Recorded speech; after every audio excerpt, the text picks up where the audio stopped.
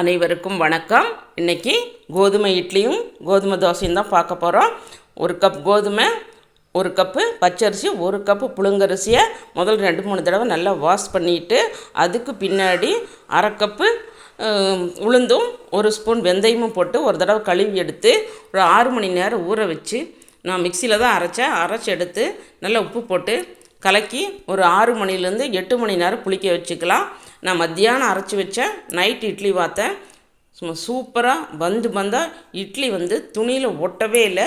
Colour தான் கொஞ்சம் வித்தியாசமாக இருந்தபடியும் மற்றபடி சூப்பராக இருந்தது. தோசையும் பார்த்தேன். தோசையும் சூப்பராக இருந்தது. இது எப்படி பண்ணேன்னா, முதல்ல நான் கொள்ளு தோசையும் கொள்ளு இட்லியும் போட்டிருந்தேன். சரி, அதே மாதிரி கோதுமையும் வச்சு பண்ணி பார்க்கலான்னு பண்ணேன். சூப்பராக இருந்தது. கோதுமையை சும்மா ரவையும் சம்பா ரவையும் வாங்கி செய்கிறத விட இந்த கோதுமை வச்சு இது மாதிரி செஞ்சு சாப்பிட்டா ஹெல்த்தியும் கூட. நல்லா வேக வச்சு எடுத்து சாப்பிட்றதுனால சூப்பராக இருக்கும். குழந்தைகளும் நல்லா விரும்பி சாப்பிடுவாங்க. நான் சட்னி சாம்பாரோடு சர்வ் பண்ணியிருக்கிறேன். நீங்களும் இதே மாதிரி செய்து பாருங்கள். செய்து பார்த்துட்டு எப்படி வந்ததுன்னு கமெண்ட் பண்ணுங்கள். இந்த வீடியோ பிடிச்சிருந்ததுன்னா ஒரு லைக் போடுங்க. மறக்காமல் சப்ஸ்கிரைப் பண்ணுங்கள். வாழ்க வளத்துடன் நலத்துடன். 4-5 நாளாக வீடியோ போட முடியல. ஏன்னா நாங்கள் டூர் போயிருந்தோம் மதுரை.